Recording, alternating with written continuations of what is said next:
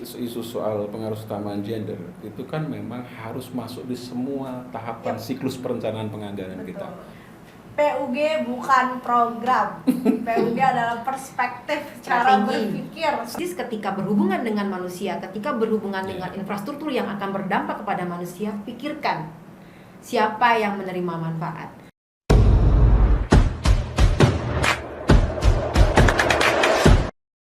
Salam transparansi, selamat datang di podcast Bedah Nalar, podcast yang membicarakan terkait dengan kebijakan publik, anggaran, dan tata kelola yang transparan di pemerintah. Selamat datang juga untuk para narasumber.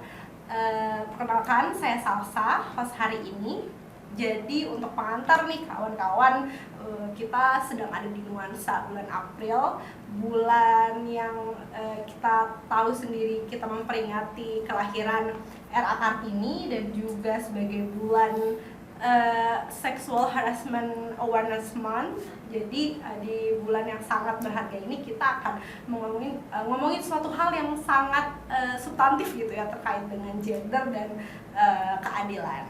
Nah, hari ini podcast Bedah Nalar akan bertemakan pengaruh utamaan gender di tingkat pusat antara kebijakan, tata kelola, dan agenda revitalisasi. Nah, nggak akan ngomong sendirian hari ini. Di samping saya sudah ada dua narasumber yang keren-keren di bidangnya.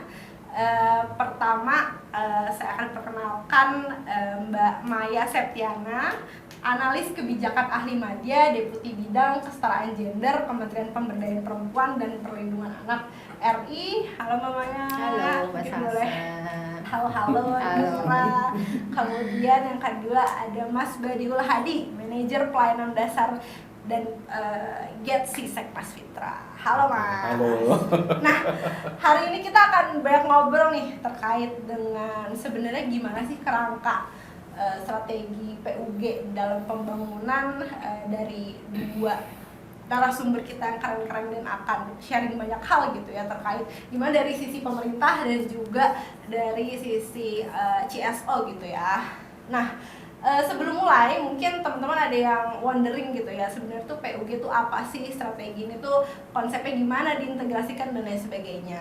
Nah, kita bisa ketahui bahwasannya seringkali perempuan dan kelompok rentan lain itu suaranya dan keterlibatannya itu seringkali nggak kelihatan gitu ya di dalam perencanaan maupun juga penganggaran kebijakan.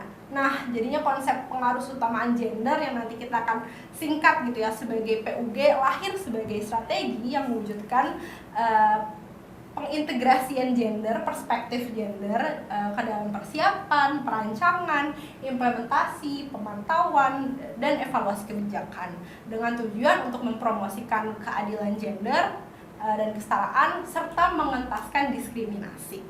Nah, pada tahun 2012 pemerintah kita udah punya komitmen nih yaitu strategi nasional percepatan pengaruh utamaan gender melalui namanya perencanaan penganggaran responsif gender atau PPRG.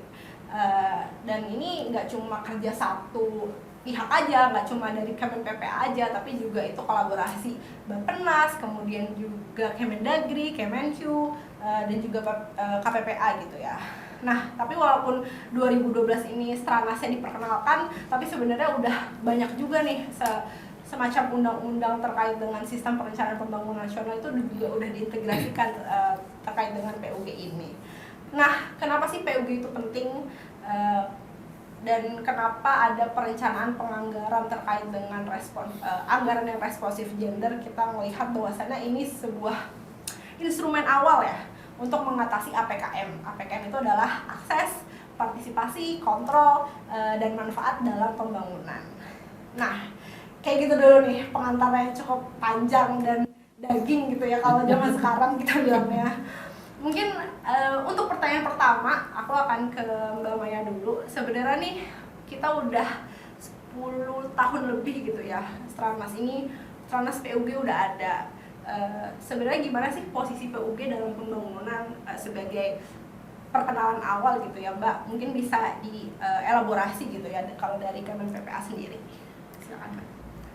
Makasih Mbak Salsa, makasih juga nih rekan-rekan Fitra sudah mengundang kami ya dari Kementerian PPPA untuk di podcast ini. Ini menarik sebetulnya nih, pengalaman langka biasanya jadi narasumber di depan pemirsa langsung gitu ya, live. Tapi ini ada di studio, ini pengalaman ini cukup menjadi pengalaman pertama ya, tapi menarik. Artinya nanti bisa menjadi hal yang bisa sosialisasi mungkin bisa lebih masif seperti itu ya Bapak. Pak Badiul dan Mbak Salsa.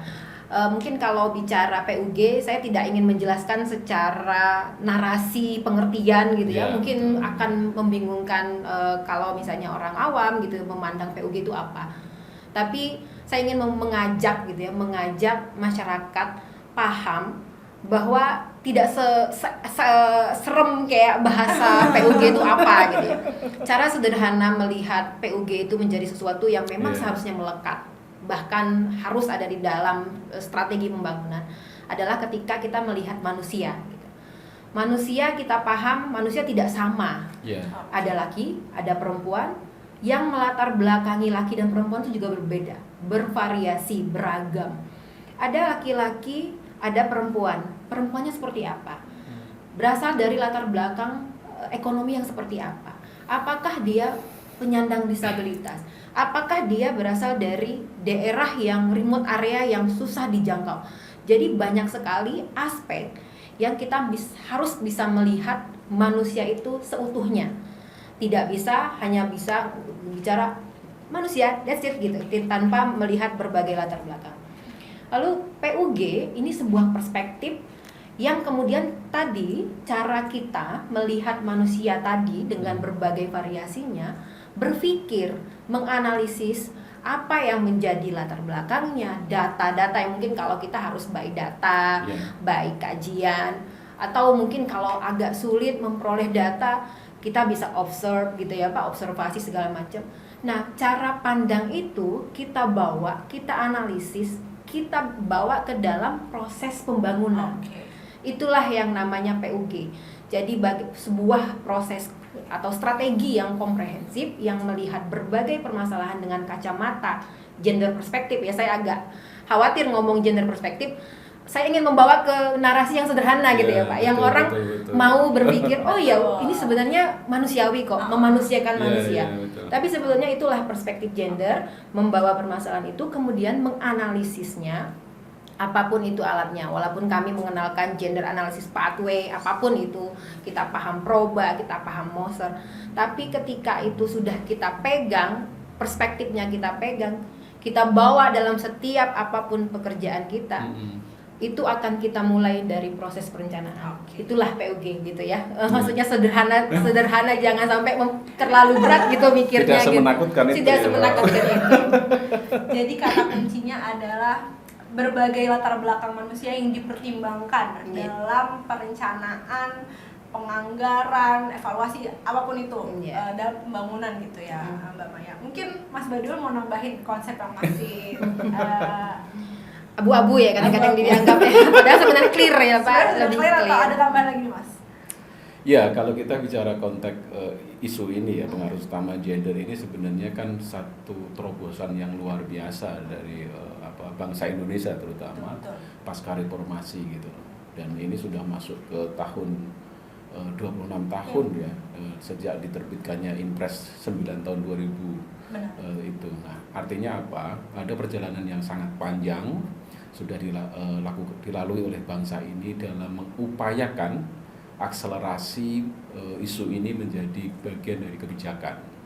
Nah, Impres itu memang secara spesifik memandatkan agar isu gender itu masuk di semua tahapan dan proses pembangunan di Indonesia tanpa terkecuali. Nah, itu yang justru poin menariknya. Nah, terkait dengan itu tadi kalau soal apa itu PUG, apa itu ini kan sebenarnya sudah disampaikan oleh Bu Maya tadi, dan termasuk Mbak Salsa sudah menyampaikan di prolog tadi itu. Memang ada perjalanan yang cukup panjang ya kalau kita bicara gender ini. Dulu awal-awal ini kan kita bicara tentang gender development ya gitu kan, baru kemudian satu fase naik lagi. Sebelum GESI itu sebenarnya ada fase lagi kan gitu. Kemudian masuk isu GESI, tidak hanya gender tapi sudah bicara tentang equality, tentang sosial inklusi. Dan itu juga dipandang oke, karena kita tadi pengen memanusiakan manusia secara lebih utuh di dalam konteks kebijakan dan melibatkan seluruh komponen masyarakat itu secara lebih bermakna. Maka kemudian selama implementasi tadi gender development ataupun GESI itu masih ada banyak kelompok masyarakat yang ditinggalkan. Nah, maka salah satu kelompok itu adalah saudara-saudara atau teman-teman disabilitas. Betul. Ya kan, kayak gitu. Itu masih menjadi menjadi kelompok yang kalau bahasanya tuh termarginalkan betul-betul di dalam sistem perencanaan pembangunan kita. Sehingga kemudian ini dikembangkan satu konsep baru yang disebut dengan GESI. Ada D-nya di situ. Nah, perjalanan itu yang kemudian memastikan bahwa isu tentang tentang kesetaraan, apalagi ini momentumnya kan momentum Kartini ya. Isu kesetaraan itu tidak hanya sekedar jargon pembangunan tapi real dieksekusi oleh pemerintah dalam proses-proses perencanaan penganggaran di semua level. Baik di kementerian pusat maupun sampai di level desa bahkan kan itu harus dilakukan. Karena apa? Karena isu ini sudah menjadi agenda kebutuhan ya, bukan hanya sekedar agenda politik, tetapi memang betul-betul kebutuhan masyarakat harus dilibatkan agar proses pembangunan itu betul-betul bermanfaat bagi masyarakat. Jadi memang tadi Mbak Maya udah nyebutin konsep sederhananya, terus Mas Badiul melengkapi dengan integrasi perspektif yang juga harus kita pertimbangkan gitu ya, terkait dengan inklusi sosial dan disabilitas gitu. Nah, sebenarnya menarik ini perjalanan Indonesia terkait dengan pengaruh utamaan gender ini, kita lihat komitmennya udah accelerate gitu ya, udah naik gitu. Dari yang tadinya ratifikasi CEDAW tahun 1984, kemudian juga berkembang gitu. Kita melihat bahwasannya pengaruh utamaan gender nih bukan kita jalan di tempat, tapi memang kita berjalan menuju ke arah yang lebih baik. Kalau misalnya kita udah ngomong itu, pasti kita juga akan ngomongin terkait dengan capaian gitu ya. Udah 10-15 tahun kita sudah ada gitu ya komitmen pemerintah terkait hal ini. Sebenarnya tuh capaiannya signifikan nggak sih, Mbak? Ya, kalau dibilang signifikan harus ada ukuran gitu ya. Jadi kesetaraan gender, segala sesuatu kan harus ada indikator. Saat ini dalam RPJPN kita, dalam Undang-Undang 59 ya kalau nggak salah 2024, dan kemudian di Perpres RPJMN 12 2025 itu sudah ditetapkan indikator pembangunan kesetaraan gender itu IKG, indeks ketimpangan gender dan indeks pembangunan gender. Jadi basicnya itu. Nah, kalau kita bicara permasalahan gender tentu banyak sekali gitu di luar IKG, karena IKG kan ada beberapa indikator pembentuknya, IPG juga demikian. Tapi di luar itu sebenarnya berbagai macam permasalahan gender tuh banyak. Nah, kalau kita melihat dari capaian IPG dan IKG tentunya ada kemajuan nih, walaupun ya tipis-tipis lah gitu kan. Karena tipis-tipis itulah lalu kemudian perlu revitalisasi gitu. Apa yang perlu formula gitu ya, ibaratnya formula apa yang kira-kira perlu dikuatkan gitu. Kalau tadinya PUG itu lebih banyak kita proses pelembagaan Pak. Jadi kalau kita bicara dari Inpres 2000, kemudian perjalanan 10 tahun pertama pastilah kita memperkuat dulu kelembagaannya. Di kelembagaan, mengenalkan saja dulu itu sudah PR waktu itu luar biasa 10 tahun pertama. Kemudian masuk ke dalam proses perencanaan penganggaran, kita mengenal ARG, kita mengenal dulu gender budget statement, segala regulasinya sudah ada waktu itu sudah mulai gitu ya. Walaupun dulu hanya bermodalkan Inpres, itu ternyata daerah eagernya luar biasa gitu ya, komitmennya luar biasa. Sampai detik ini saya tadi mencoba mencari berapa daerah yang sudah punya perda PUG. Itu udah 20 provinsi Dan pergub PUG itu ada 13 provinsi. Artinya kalau sudah level perda, apalagi di level provinsi, artinya sudah ada komitmen lah dari daerah untuk menyelenggarakan PUG. Nah, untuk IKG dan IPG memang banyak yang melatar belakanginya. Tentu saja kami juga sudah pernah mencoba mengkaji ya Pak, mengkaji hubungan PUG dengan kenaikan IPG dan penurunan IKG. Memang tidak terlalu selaras tapi ada plus-plusnya lah. Karena kadang ada beberapa daerah yang anomali seperti itu Pak. Misalnya dia PUG-nya jelek gitu ya, dia nggak terlalu bagus, tapi IKG-nya bagus, IPG-nya juga bagus. Tapi bukan berarti tidak ada permasalahan gender di provinsi itu. Jadi faktor-faktor budaya itu lekat sekali gitu ya dengan capaian-capaian yang terjadi di satu wilayah gitu. Jadi kalau kita melihat karena segala sesuatu tadi harus ada indikator, IKG dan IPG yang menjadi indikator saat ini, kita bisa melihat kemajuan walaupun ya minim lah, maksudnya tidak terlalu cepat gitu ya, terutama tadi TPAK perempuan yang memang agak gapnya itu selalu seperti itu gitu ya. Kalau yang lain itu cenderung cepat gitu ya, cenderung tidak terlalu besar antara gap laki-laki dan perempuannya. Jadi memang kita nggak jadi tempat, dari Inpres itu lahir komitmen pemerintah daerah gitu ya, yang ini juga sangat bagus dan kita harus apresiasi. Belum semua tapi akan jadi semua gitu, punya perda PUG di pemdanya masing-masing gitu ya. Nah, hal yang bisa aku simpulkan adalah angka tidak selalu menggambarkan realitas. Jadi mungkin Mas Badiul mau sharing terkait dengan sebenarnya capaiannya kita benar-benar ada di titik apa sih Mas? Ya, kalau kita belajar dari proses perjalanannya pengaruh utama gender ini ya tentu ya pasti tadi disampaikan Bu Maya ada capaian ya. Betul. Meskipun tadi tipis-tipis ya, tapi ya nggak setipis tisu juga kan kayak gitu. Bergerak tetap bergerak kan kayak gitu. Misalnya ya tadi pemerintah kan pasti butuh dalam konteks kebijakan pasti butuh indikator-indikator dan angka-angka kan kayak gitu. Makanya kemudian indexing itu dilakukan untuk memastikan bahwa proses itu berjalan secara baik kan kayak gitu, dan ada ukuran-ukuran yang konkret. Nah, tetapi di satu sisi tadi Mbak Salsa bilang bahwa angka itu tidak selalu mencerminkan realita kan kayak gitu kan. Itu yang menarik kan kayak gitu kan. Nah, itu pun situasi itu kita bisa lihat. Misalnya IPG kita itu kan rata-rata 91% Bu ya rata-rata per tahunnya kan kayak gitu. Terus kemudian itu saya kira hal yang positif kan kayak gitu kan. Tetapi memang kalau kita bicara konteks realita, kita akan banyak melihat fenomena yang agak janggal ya, agak lain ya, agak lain kan kayak gitu. Sama halnya dengan misalnya IKG ya, ketimpangan itu terutama di sektor ekonomi dan politik itu sangat luar biasa. Saya kira kemarin kita baru muter-muter ya di daerah-daerah juga Bu. Kebetulan kita kan lagi sama dengan Skala nih, bareng dengan disupport dengan Skala, kita lagi penguatan jaringan masyarakat sipil di beberapa provinsi. Kemarin kita juga dapat informasi itu, terutama misalnya isu tadi soal IKG ya, capaian-capaian yang terjadi di daerah itu seperti apa sih pengaruh utama gender itu. Nah, misalnya IKG itu di sektor ekonomi sama politik itu masih sangat-sangat luar biasa itu gapnya antar daerah itu.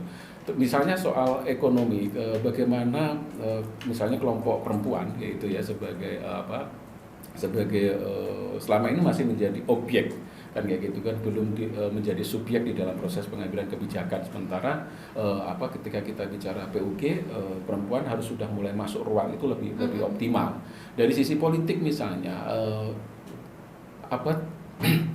30% keterwakilan perempuan itu sebenarnya juga belum terjawab secara baik kan kayak gitu. Di daerah-daerah itu masih menjadi persoalan misalnya kayak gitu. Tetapi tadi benar bahwa salah satu indikator IPG dan IKG itu kan tadi soal perda misalnya kan, soal aturan regulasi di daerah itu seperti apa. Bahkan tidak ada hanya termasuk rencana aksi daerah ya Bu, ya, misalnya kayak gitu. Nah, itu sangat masif dilakukan oleh pemerintah daerah, tetapi pada prakteknya masyarakat sipil nih, rakyat masih merasakan dampaknya itu belum terasa secara nyata kan kayak gitu. tadi misalnya dari sektor ekonomi perempuan masih jauh dari kata sejahtera, kemudian dari sisi politik juga sama, keterwakilan mereka masih jauh dari target yang ditetapkan oleh pemerintah sendiri misalnya kayak gitu. Nah itu contoh-contoh bagaimana kemudian capaian itu ada yang tetap berjalan tetapi belum optimal. Oke. Jadi indikatornya adalah misalnya ada perda tapi nggak semuanya perda itu bisa merepresentasikan realitas aslinya gitu ya. Terlebih di sektor politik dan ekonomi yang sama-sama kita ketahui itu juga masih jadi PR gitu ya. Salah satunya keterwakilan perempuan di politik gitu ya. Nah, kita beranjak, kalau kita udah ngomongin capaian, pasti dalam prosesnya banyak hambatan dan tantangan. Pasti dari sisinya Mbak Maya, terus Mas Badiul juga pasti beda gitu ya. Dari pemangku kebijakan gitu ya, Kemen PPA sebagai aktor kunci gitu ya untuk memastikan implementasi PUG ini sebenarnya hambatan dan tantangannya apa? Ya, makasih Mbak Salsa. Tadi kalau kita bicara perda udah sekian gitu ya, sebenarnya kita ada penghargaan kan di KPPPA, kita punya penghargaan Parahita Eka Praya. Nah setelah itu kan semakinlah daerah punya semangat gitu ya untuk terus memperbaiki komitmen terkait dengan PUG. Tadi yang saya sampaikan, meskipun perda itu 20 provinsi saat ini, terus 13 provinsi sudah punya pergub PUG, itu kan sebetulnya pondasi. Jadi sebenarnya esensinya itu kan PUG dalam 7 proses pembangunan. Tadi perencanaan, penganggaran, pelaksanaan, kemudian pemantauan, evaluasi, pengawasan dan pelaporan. Jadi sebenarnya intinya itu gitu. Bagaimana kemudian perspektif ini masuk ke dalam proses-proses tadi. Tapi tidak bisa berjalan sustain gitu ya, berkelanjutan kalau pondasinya nggak kuat. Jadi pondasi itulah yang kemudian kalau kita sebutnya pelembagaan PUG. Melembagakan PUG dulu gitu. Dulu 10 tahun, 20 tahun pertama ya, kalau kita bicara Inpres 2000 sampai sekarang kan berarti 26 tahun. Iya, betul. Sudahlah gitu, rasa-rasanya melembagakan itu memang sudah lama kita kuatkan, tapi memang masih beberapa daerah masih terus berupaya karena ada yang masih mungkin di level pergub atau mungkin pengen naik ke perda atau mungkin perdanya mau direvitalisasi dan sebagainya. Artinya itu pondasi. Karena di daerah itu tidak bisa berjalan begitu saja tanpa ada regulasi yang mewadahinya. Nah, sementara proses-proses tadi tantangannya adalah ketika sudah masuk di implementasi tentu saja. Ketika perspektif ini yang kita harapkan masuk ke dalam perencanaan misalnya. Kementerian PPPA bersama beberapa kementerian penggerak Pak Badiul. Jadi kami tentu saja tidak mungkin bekerja sendiri. Kami bersama Bappenas, Kementerian Keuangan, kemudian Kementerian Dalam Negeri, terus memperkuat gitu ya. Dulu kan kita punya empat bersama-sama driver gitu ya. Nah kalau sekarang dengan Stranas, jadi bicara tentang Stranas ini memang menyusunnya cukup lama, tapi berita baiknya per pekan lalu pembahasan Stranas itu sudah selesai. Artinya tidak ada lagi yang perlu dikonfirmasi ke KL, hanya akan ada penyelesaian teknis legal draftingnya. Mudah-mudahan tidak bergejolak lagi. Itu bisa kita bisa segera disahkan. Jadi semakin memperkuat penyelenggaraan PUG nanti ke depan. Nah, di dalam Stranas itu ada beberapa kementerian lembaga penggerak tambahan yang semakin memperkuat fungsi tadi 7 proses pembangunan. Yang tadinya hanya 4 ditambah lagi BPKP untuk memperkuat di pengawasan. Kemudian Kemenpan RB memperkuat di pelaporan dan juga di pelayanan publik. Ini fungsi-fungsi itu. Lalu kemudian ada tambahan Kementerian KOPMK gitu ya, Kementerian Koordinator PMK. Bagaimana karena IKG dan IPG saat ini indikatornya ada di Kemenko PMK. Jadi bagaimana nanti Kemenko PMK juga mengkoordinasikan kementerian lembaga untuk sama-sama ayo gitu. Ini ada indikator IKG dan IPG. Kita bagaimana caranya untuk mendorong intervensi apa yang diperlukan dan sebagainya. Begitu juga tambahan dari LKPP nanti ke depan, walaupun mungkin bukan dari sisi pengadaan gitu ya, pengadaan barang jasa. Jadi hal-hal ini yang terus kita perkuat dari sistem. Kalau biasanya kita selalu mungkin kalau mengandalkan membangun perspektif itu muncul di semua pemangku kepentingan, SDM, aparatur misalnya, mungkin sesuatu yang takes time gitu ya, butuh waktu yang cukup lama. Tapi kalau kita bangun ini secara sistem, regulasinya kita atur dari pusat, aturan-aturannya kita kuatkan. Itu yang sekarang sedang berjalan. Memang ongoing gitu ya, jadi ini prosesnya cukup panjang, terutama daerah, karena Pitra banyak juga yang terkait daerah. Daerah kan follow Kemendagri, punya rule gitu kan, peraturan-peraturan Kemendagri. Jadi misalnya peraturan tentang penyusunan RPJMD. Bagaimana peraturan tersebut kita integrasikan gender perspektifnya, supaya ketika menyusun RPJMD ada proses analisis yang memperhatikan kebutuhan tadi laki perempuan dengan cara perspektif gendernya. Tata cara penyusunan misalnya Renstra PD, RKPD gitu ya Bu, Pak. Kemudian APBD. Jadi berbagai regulasi yang dimiliki oleh Kemendagri yang diikuti oleh daerah, kita masukkan perspektifnya. Itu yang kita harapkan sebenarnya saat ini dari sisi regulasi, karena ketika itu sudah diatur, daerah pasti akan membaca, kemudian mengikuti aturan-aturan yang memang sudah ada, ditambah dengan tadi komitmen yang memang sudah cukup kuat di daerah dengan adanya perda, SDM-nya juga pelan-pelan ya, karena memang sekarang posisi tadi efisiensi yang luar biasa juga di daerah, untuk peningkatan kapasitas SDM juga mungkin masih sangat-sangat terbatas. Tapi mungkin dari sisi tadi regulasi sistem yang dibangun melalui SIPD di Kemendagri gitu ya, sistemnya kita bangun, itulah yang kita harapkan nanti semakin memperkuat. Terutama sekarang Kemendagri juga sedang melakukan revisi Permendagri 15 2008 Junto 67 gitu ya, 2011. Nah, ini yang sedang direvisi sekarang. Ini nanti akan mengikuti pola revitalisasi. Jadi regulasi-regulasinya itu sedang bergerak, Pak Badigul, Mbak Salsa. Jadi kami juga sedang menyiapkan Permen PPPA tentang tata cara penyelenggaraan PUG. Jadi banyak hal yang kami sedang siapkan pasca proses revitalisasi PUG yang sudah dimulai sebetulnya dari 2021.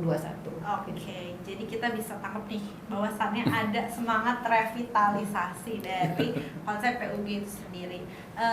Tadi kita juga udah tahu gitu ya tantangan hambatannya, bahwasannya untuk menerjemahkan ini ke dalam sektor tatanan yang lebih spesifik, misalnya pemerintah daerah, kemudian dalam konteks kewilayahan yang lebih sempit, itu tuh masih jadi PR walaupun udah ada perda, udah ada pergub dan lain sebagainya.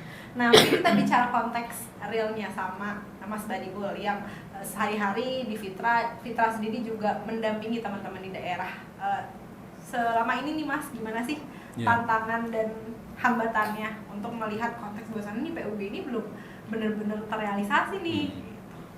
Ya, kalau kita bicara tantangan ya, tadi sebenarnya disampaikan oleh Bu Maya ya, bagaimana kondisinya. Kalau beberapa waktu lalu ya, sebelum Stranas ini disepakati dan disahkan, itu kita masih melihat ego kementerian itu masih, antar kementerian itu sangat luar biasa kan kayak gitu, sehingga Stranas ini tidak selesai, butuh waktu yang sangat panjang kan kayak gitu, karena memang tadi ada penyesuaian integrasi berbagai macam aturan.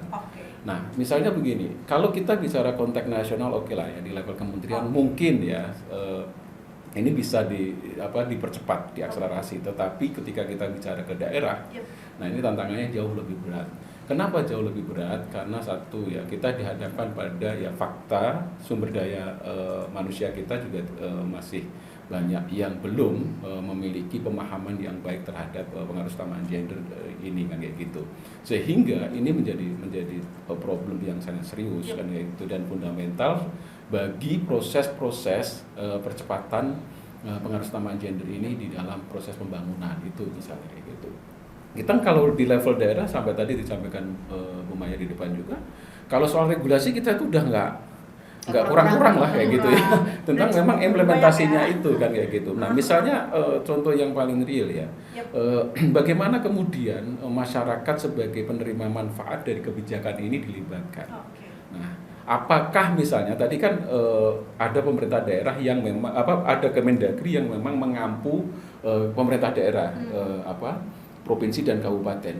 Nah, sejauh mana misalnya desa diajak, Kementerian Desa misalnya sebagai ujung tombak dari proses perencanaan pembangunan nasional gitu kan. Mandat Undang-Undang Sistem Perencanaan Pembangunan Nasional kita, Undang-Undang 25 tahun 2004 itu kan jelas bagaimana kemudian mekanisme dari bawah itu disusun ya kayak gitu kan, dirancang kan kayak gitu. Nah, ketika kemudian masyarakat masih ditinggalkan di dalam proses-proses penyusunan kebijakan ini, maka ya itu akan menjadi kebijakan seolah-olah PUG gitu. Padahal enggak gitu kan. Ya kan, karena tadi itu ada banyak penerima manfaat kelompok masyarakat yang ini betul-betul sebagai penerima ya. Kalau pemerintah kan jelas ya regulator, jelas dia akan Anda butuh aturan, saya bikinkan aturan. Anda butuh juknis, saya bikinkan juknis. Tetapi ketika itu dieksekusi di bawah, masyarakat kemudian, oh kok saya nggak pernah diajak ya, kok saya nggak dilibatkan ya. Dan itu masih banyak, terutama tadi kelompok perempuan, anak-anak, disabilitas itu masih banyak yang ditinggal. Gitu. Nah, pelibatan semua. Memastikan tidak ada yang tertinggal. Kan konsepnya PUG, pengaruh utama gender ya, harus bersinggungan juga sama inklusi sosial, disabilitas dan lain sebagainya gitu. Nah, kita udah banyak ngomongin nih gimana caranya mengintegrasikan PUG segala macam gitu ya. Nah, tadi juga banyak kita singgung terkait dengan ego sektoral kementerian, kemudian juga gimana tantangannya di daerah, pelibatannya masyarakatnya masih kurang dan sebagainya. Kan kalau kita bisa simpulkan nih, PUG kayak seringkali kita lihat sekelibat jadi sebuah pendekatan yang teknokratis gitu ya. Jadi kayak sebenarnya kan ini masalah bersama gitu, hal yang harus kita hadapi bersama-sama gitu ya, nggak cuma dari Kemen PPA aja dan lain sebagainya. Nah, kalau kita lihat bahwasannya pendekatan teknokratis belum cukup gitu ya untuk menjawab ketimpangan gender di Indonesia itu sendiri. Nah, ada nggak sih model-model pendekatan lain yang memang harus lebih dieksplorasi gitu ya sama pemerintah gitu untuk benar-benar nih melihat bahwasannya kita harus ada transformasi kultural gitu terkait dengan pengaruh utama gender. Mungkin aku mau melempar ini ke Mas Badi dulu. Karena sepertinya tadi tuh udah disinggung gitu ya keterlibatan masyarakat. Sebenarnya pendekatan apa yang seharusnya ada, Mas? Ya, kalau kita kembali ke isu soal pengaruh utamaan gender, itu kan memang harus masuk di semua tahapan siklus perencanaan penganggaran kita. Mulai dari perencanaan, proses penganggarannya, kemudian proses pelaksanaannya, proses pertanggungjawabannya, semuanya siklus itu harus mainstreaming gender kan kayak gitu kan, itu sudah wajib lah ya gitu. Kalau enggak pasti dibilang ini perencanaan yang cacat kayak gitu kan. Nah, ketika kita bicara konteks siklus perencanaan penganggaran misalnya, kita bicara tentang partisipasi, kita bicara tentang keterlibatan kayak gitu. Ada ruang-ruang pendekatan yang mungkin selama ini teknokratis di dalam proses-proses penyusunan dokumen RPJMN, RPJMD, RKPD, kan Renstra, Renja dan yang lain-lain itu kerja-kerja teknokratis yang memang hanya bisa dipahami oleh teman-teman di birokrasi. Betul. Masyarakat sipil akan bingung kalau dihadapkan pada situasi itu. Sehingga ada mekanisme yang harus dibuka. Ketika dokumen sudah disusun, maka harus dikonsultasikan. Maka disitulah ruang partisipasi dibuka. Perlu dikomunikasikan dengan masyarakat. Maka masyarakat akan dimintai masukan. Apakah misalnya dokumen perencanaan ini sudah sesuai dengan kebutuhan masyarakat ataukah belum, kan kayak gitu kan. Nah, itu pasti ada proses di situ. Nah, proses partisipasi di dalam musrenbang misalnya, musrenbang di level desa yang hierarkinya mulai dari desa, terus kemudian kecamatan, di forum OPD, kemudian di provinsi sampai di level kementerian dan musrenbang nasional misalnya, itu kan ruang-ruang formal yang memang didesain agar partisipasi itu bisa diukur. Betul. Belum bermakna ya, tapi diukur secara nyata bahwa masyarakat hadir kemudian terlibat datang kan kayak gitu. Baru kemudian kita bicara tentang bagaimana partisipasinya, apakah sudah bermakna, berkualitas ataukah belum. Nah, tantangannya hari ini kan tentang bermakna ini. Masyarakat datang tapi belum hanya sekedar menjadi pendengar misalnya kayak gitu kan. Nah, itu dari sisi partisipasi. Selain partisipasi, ada dorongan yang saya kira juga sangat kuat, proses politik. Kayak gitu kan. Karena misalnya gini, APBN, APBD, APBDes itu adalah dokumen publik yang bersifat politik karena disusun secara politik. Di dalamnya ada proses politik anggaran yang melibatkan DPR, melibatkan DPRD dan melibatkan BPD misalnya. Nah, karena ini dokumen politik, maka pendekatannya juga pendekatan politik pastinya kan kayak gitu. Sehingga mau tidak mau masyarakat juga harus memahami konstruksi berpikir tentang bagaimana nalar politik rakyat itu berproses untuk memastikan bahwa angka-angka di dalam dokumen anggaran itu betul-betul menerjemahkan kebutuhan masyarakat, kan kayak gitu kan. Jangan sampai kemudian masyarakat juga hanya fokus di partisipasi sementara proses politiknya dilewati, ya pasti nggak akan kesentuh ke sana, kan kayak gitu kan. Nah itu misalnya kayak gitu. Dan yang paling penting juga saya kira memang masyarakat juga harus mulai didorong agar memahami proses teknokratis itu seperti ini. Nah, misalnya mungkin kalau masyarakat sipil yang sering berinteraksi dengan Bu Maya di kementerian itu Pak akan paham tentang mekanisme teknokratisnya Bu ya. Tetapi masyarakat yang di grassroots di bawah itu di daerah-daerah itu belum tentu juga memahami. Nah, makanya tadi selain proses teknokratis, proses partisipatif dan proses politik itu menjadi salah satu ruang untuk memperkuat tadi partisipasi masyarakat. Mungkin Mbak Maya ada sanggahan terkait dengan nggak mungkin sanggahan karena yang biasa bergerak di grassroots kan pasti teman-teman Fitra, LSM gitu ya yang lebih paham kondisi di bawah. Kalau kami kebetulan kalau saya terus terang analis kebijakan levelnya memang di perumusan dan koordinasi kebijakan. Kami sehari-hari yang menyusun aturan gitu ya, kemudian menganalisis berbagai apa tadi memantau apa yang menjadi capaian dan mengevaluasi menjadi apa yang menjadi mungkin kendala dan tantangan, terus kemudian perbaikan-perbaikan ke depan. Itu yang kami lakukan. Tapi saya percaya tadi yang disampaikan Pak Badiul, artinya kendalanya bisa kalau mungkin LSM yang biasa bergerak di urusan PPPA yang kerja bareng kami mungkin sudah terbiasa gitu ya menyampaikan aspirasinya, tapi bagaimana kemudian masyarakat di bawah gitu. Nah ini yang pekerjaan berat karena ruang tadi ketika kita memastikan APKM, akses, partisipasi, kontrol dan manfaat. Bagaimana perempuan-perempuan ini yang kita tahu kalau latar belakang pendidikannya mungkin SD gitu ya, di beberapa daerah mungkin ada yang bahkan buta huruf. Betul. Dan kemudian dari latar belakang pendidikan tersebut bahkan mereka tidak paham apa yang menjadi haknya.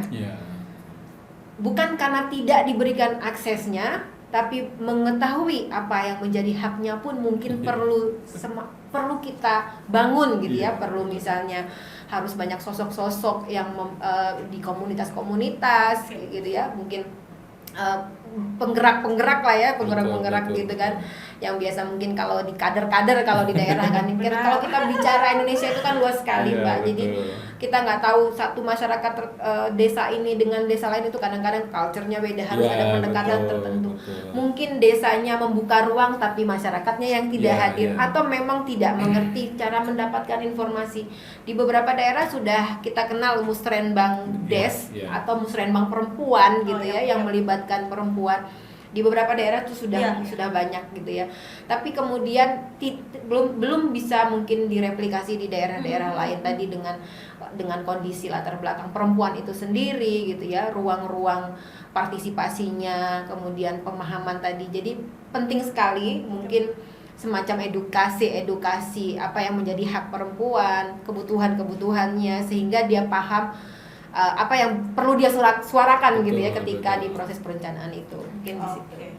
Jadi sebenarnya yang penting itu adalah basisnya pendidikan politik bagi masyarakat kita untuk mengetahui hak-hak dasarnya, apa yang seharusnya negara jamin dan lain sebagainya. Karena dari situ nanti kita bisa kesadaran kritisnya bisa terbangun gitu dari masyarakat, karena seringkali yang nggak ikut karena nggak tahu ini implikasinya apa. Kemudian ya udah biarin bapak-bapaknya aja yang ngomong, karena kan kita termasuk budaya itu tadi budaya itu juga ini jadi hal yang perlu kita ketahui bersama, bahwasannya konteks di Indonesia tuh nggak bisa diseragamkan gitu ya, terkait dengan gimana semangat pengurus utama gender ini memang masih banyak banget PR-nya dari sistem, kultur, dan lain sebagainya. Nah, dari tadi kita udah nyinggung terkait dengan revitalisasi, reformasi, dan seharusnya apa sih yang diubah gitu ya terkait dengan strategi PUG ini. Nah, kita juga kayak udah banyak terpapar informasi gitu ya, bahwasannya kelembagaannya udah cukup ajak, udah cukup lama gitu ya dibangun. Sebenarnya nextnya tuh apa gitu, apa yang perlu diubah. Nah, ini mungkin bakal ngobrol back sama Mbak Maya terkait dengan mengapa dan apakah sejauh mana sih revitalisasi itu harus dilakukan terkait dengan strategi PUG itu sendiri? Saya malah agak sedikit punya harapan. Oke. Pak Niul. Jadi dengan revitalisasi PUG tadi, kalau di RPJMN kan kita sudah tahu kalau itu sudah menjadi bagian utuh gitu ya. Oke. Bahkan ada di Astacita 4, ada PP yang memang terkait dengan kesetaraan gender gitu ibaratnya. betul. Nah di daerah sebetulnya tadi yang kita inginkan adalah direplikasi seperti itu Pak. Betul. Bagaimana kemudian isu-isu gender bisa terintegrasi dalam RPJMD-nya masing-masing provinsi dan kabupaten kota. Oh. Nah kalau di dalam pemerintahan kan kitabnya kan RPJMD gitu ya Pak. Betul, Kitab betul. sucinya itu gitu lah. Dalam dalam melakukan aktivitas kegiatan dan sebagainya itu kitabnya ya RPJMD. Kemudian turun menjadi Renstra PD. Nah, kabar baiknya dan ini cukup menggembirakan ketika IKG indeks ketimpangan gender yang tadinya sudah menjadi indeks pembangunan kesetaraan gender di level RPJPN dan juga RPJMN sudah menjadi IKU atau IKD di beberapa provinsi dan kabupaten kota. Betul. Saya mencatat tadi IPG itu menjadi IKU karena sayang sekali kami tidak bisa memilah antara IKU dan IKD, tapi itu sudah menjadi indikatornya daerah di 12 provinsi untuk IPG, dan IKG ada di 14 provinsi. Nah, ada juga yang menjadikan persentase ARG di 10 provinsi. Nah, kalau itu sudah menjadi indikator daerah, otomatis itu kan beberapa perangkat daerahnya itu sama-sama bergerak gitu.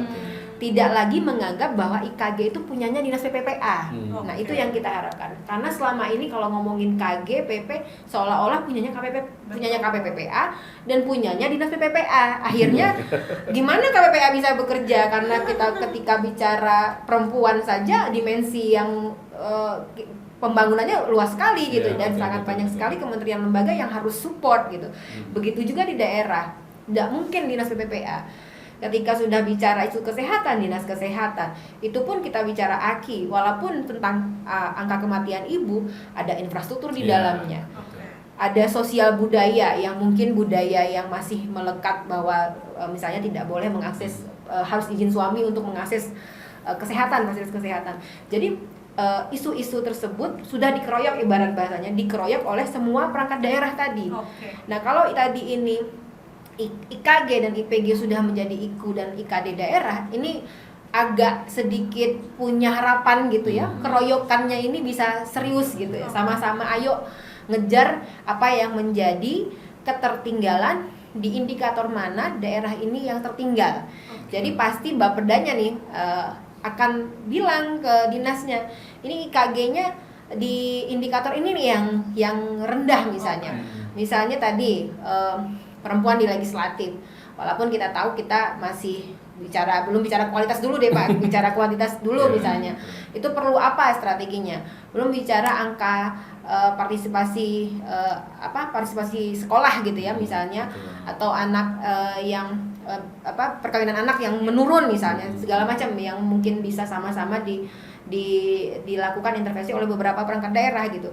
Jadi ini ada harapan gitu ya, ada harapan ketika sudah di RPJMN masuk, di RPJMD beberapa provinsi juga masuk, di beberapa kabupaten kota juga masuk, IKG dan IPG menjadi IKU dan IKD-nya daerah, semakin membuat kita ada harapan gitu ya, percaya bahwa suatu saat bisa ini terinternalisasi di beberapa perangkat daerah, komitmennya semakin kuat, dan sistem di pusat pun kita perkuat ya dari sisi itu. Tapi mungkin dari level tadi masyarakat tantangannya masih sangat banyak, mungkin dari rekan-rekan LSM dan juga pemerhati perempuan anak gitu ya kalau di daerah. Mungkin kita bisa ke Mas Badiul terkait dengan kita melihat bahwasannya PUG nggak revitalisasi atau perubahan dari strategi PUG ini nggak berhenti dalam tatanan administratif. Pasti kita setuju itu semua. Nah, tapi kalau misalnya dari Mas Badiul gitu ya, ada nggak concern lain terkait dengan sebenarnya apa sih yang perlu disasar dalam revitalisasi dan perubahan ini? Ya, Saya kira kalau di level daerah ya, pengalaman kita kemarin baru-baru ini saja kita keliling ke beberapa provinsi itu, kita memang sedang menghadapi persoalan yang sangat krusial, terutama terkait dengan data. Ya, ini masih kalau di daerah mungkin sama sih, di pusat saya kira juga masih mengalami persoalan yang sangat serius terkait integrasi data ya misalnya. Sehingga dengan data ini yang kemudian menyebabkan misalnya banyak sekali target pembangunan terutama yang terkait dengan gender ini tidak tercapai secara optimal. Misalnya saja ya, kemarin itu kita melihat di daerah-daerah itu soal posisi masyarakat, kelompok masyarakat masuk desil berapa misalnya kayak gitu ya, secara misalnya isu kemiskinan itu banyak sekali data yang lompat-lompat, orang yang harusnya desil 1 ada di 9 misalnya. Kemarin kita menemui kasus itu di daerah-daerah itu misalnya kayak gitu. Nah, data ini menjadi sangat penting karena ini menjadi kunci. Kan kita bicara soal perencanaan, kita semuanya tadi IKG, IPG itu semuanya bicara soal angka gitu. Ketika kalau data itu nggak terintegrasi dengan baik, pasti mimpi tentang perbaikan di dua instrumen yang dibuat oleh pemerintah itu tidak akan tercapai kan ya gitu. Di satu sisi itu. Kedua, terkait dengan tadi misalnya disinggung berkali-kali oleh Bu Maya dan Salsa juga soal kultur misalnya. Saya melihat begini, kultur itu bukan sesuatu hal yang tidak bisa disentuh, tidak bisa dirubah ya. Misalnya gini, kita punya pengalaman kok di lapangan Fitra misalnya ketika proses di daerah, di desa misalnya. Di sebagian masyarakat di Pulau Jawa maupun di hampir di seluruh Indonesia, kalau musyawarah malam itu pasti akan sangat susah ya, perempuan terlibat misalnya kayak gitu. Nah, dalam banyak kasus musrenbang itu kita dorong desa bikinnya siang, gitu atau pagi ya gitu. Agar apa? Kelompok-kelompok yang selama ini tidak bisa ngakses kalau malam itu bisa terlibat, dan itu memang luar biasa misalnya terjadi gitu loh. Bahwa kultur itu bisa dirubah, kita tinggal bagaimana kita mengkomunikasikannya. Dan artinya begini juga, di level pemerintah pusat saya kira juga kulturnya juga berbeda ya ketika kita bicara tentang isu PUG ini gitu. Tetapi bahwa kultur itu menjadi bagian iya. Nah, bagaimana kemudian merubah tadi, mengintegrasikan data, kemudian merubah kultur itu kayak gitu kan. Itu kan butuh literasi tadi. Persoalannya kan bahwa revitalisasi atau reformasi itu bisa berjalan secara baik ketika literasi itu baik dilakukan, gitu kan, baik di level. Saya kira juga tidak semuanya nih ya, kemarin misalnya beberapa forum di level kementerian lembaga saya hadir juga masih banyak terjadi gap ya antara sumber daya manusia di level kementerian gitu ya. Nah, mungkin PPA karena konsennya tinggi di situ aman gitu kan. Tapi kementerian-kementerian teknis lainnya kayak gitu kan yang justru berhubungan tadi soal infrastruktur yang agak-agak miris nih itu sebenarnya kan kayak gitu. Tentang mindset gendernya itu seperti apa, pengaruh utamaan gendernya itu seperti apa kayak gitu. Wah, banyak banget nih kita udah ngobrolin terkait dengan tata kelola PUG itu sendiri, kemudian juga di level pemerintah nasional maupun pemerintah daerah gitu ya. Dari perbincangan terakhir kita sama-sama setuju bahwasannya harus ada revitalisasi, reformasi dari strategi PUG itu sendiri yang menjawab yang kita lihat harus senantiasa berubah karena masyarakat kita itu selalu dinamis, selalu berubah gitu ya. Nah, dari obrolan panjang kita nih Mbak Maya dan Mas Badiul, pastikan kita ada gitu ya 1-2 hal yang bisa kita petik gitu. Mungkin aku dari Mbak Maya dulu selaku pemangku kebijakan, gimana harapannya untuk pengaruh utama gender di Indonesia itu sendiri, kemudian juga dari perspektif Kementerian PPA yang seringkali yang dibebankan dengan si angka-angka IKG, IPG dan lain sebagainya ini gitu ya. Padahal ini kan kerja bareng-bareng kan ya Mbak. Mungkin punya 1-2 hal yang bisa di-share dari sebagai penutup gitu ya untuk teman-teman audiens podcast Bedah Nalar ini. Silakan Mbak. Iya, makasih Mbak Salsa nih, kalau dikasih kesempatan ngomong panjang bisa panjang. Unek-unek ya. Gini, tadi di awal saya menyampaikan bahwa ini sebuah perspektif. Artinya perspektif ini kita bawa dengan cara berpikir kita bawa dalam setiap pekerjaan kita gitu. Kebetulan kalau sebagai aparatur ya kita berproses seluruh proses pembangunan, ada kebijakan, ada perencanaan sampai pelaporan seperti itu. Nah, ini tidak menambah pekerjaan gitu ya. Kadang-kadang dianggap ngebebanin banget sih gitu kan, apalagi gender, apalagi PUG.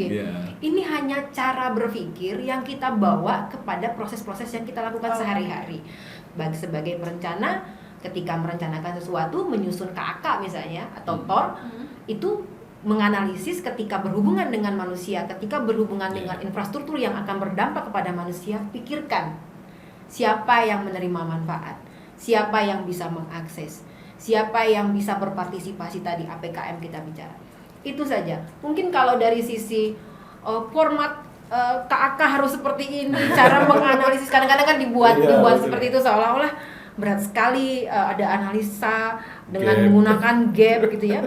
Kemudian diintegrasikan dengan masuk ke dalam KAK menjadi gender action budget. Seolah-olah benda apa lagi, tapi itu sesederhana itu sebetulnya. Tadi ketika setiap aparatur memiliki perspektif itu, membawa cara berpikirnya, menyusun KAK.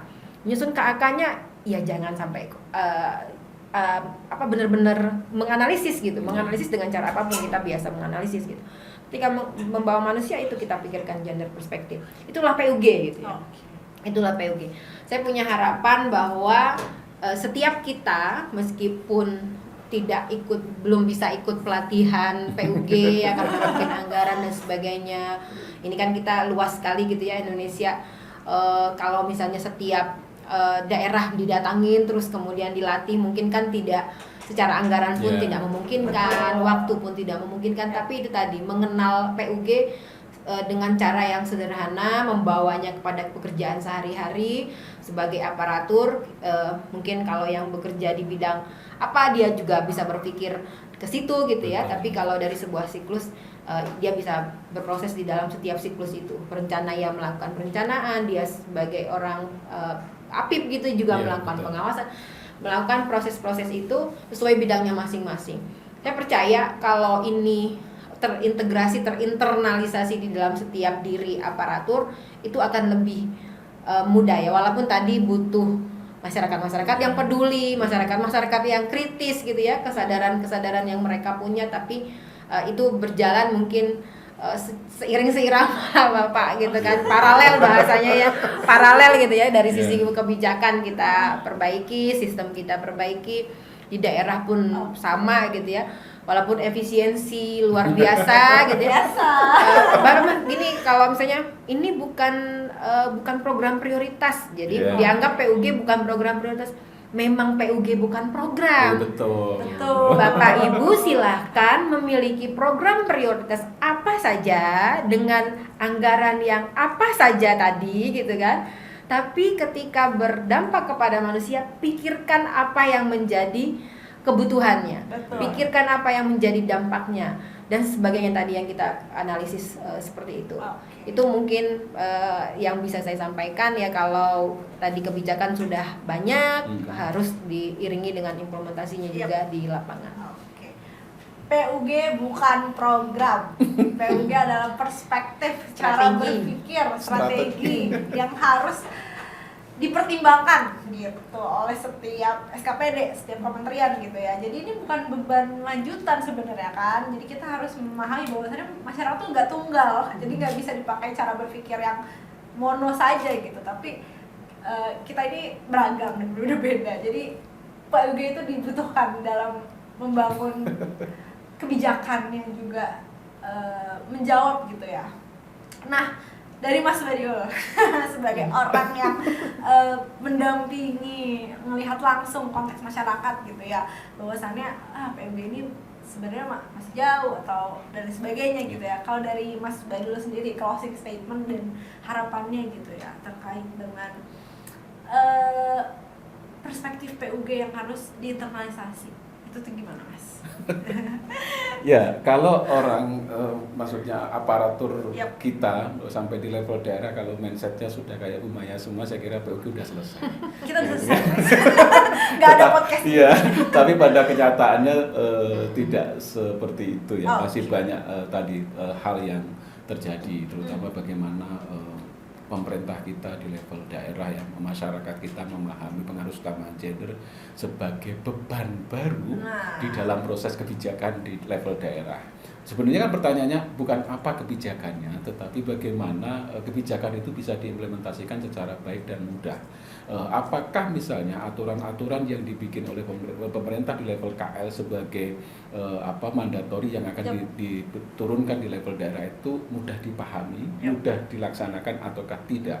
Jangan sampai justru munculnya aturan-aturan baru sebagai penerjemahan misalnya rencana aksi nasional tadi itu justru menjadi persoalan baru di masyarakat kita, di pemerintah daerah kita, sehingga pemerintah daerah itu harus tergopoh-gopoh lagi mengerjakan agenda-agenda ini kan kayak gitu. Padahal kita pengennya pengaruh utama gender ini betul-betul menjadi sistem cara berpikir kita bahwa semuanya harus berdampak secara baik kepada masyarakat, tidak ada masyarakat yang terabaikan, tidak ada masyarakat yang tertinggalkan, karena kita percaya. Tapi saya percaya bahwa optimisme dengan run yang sudah selesai akan ada perubahan-perubahan ke depan, karena saya kira inovasi yang dilakukan oleh masyarakat juga sangat luar biasa.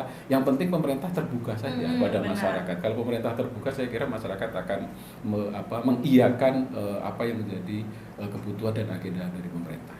Oke, jadi PUG jangan dianggap sebagai beban Bapak Ibu. Nah, juga PR juga nih untuk menerjemahkan gimana sebenarnya PUG ini dalam sektor yang lebih kecil gitu ya dari pemerintah daerah, jadi nggak dianggap beban gitu ya. Nah, kita sudah banyak ngobrol. Terima kasih teman-teman yang sudah menyimak gitu ya. Terima kasih Mbak Maya dan Mas Badiul atas diskusi yang sangat daging ini, yang sangat substantif ini. Sampai jumpa di podcast Bedah Nalar selanjutnya. Terima kasih.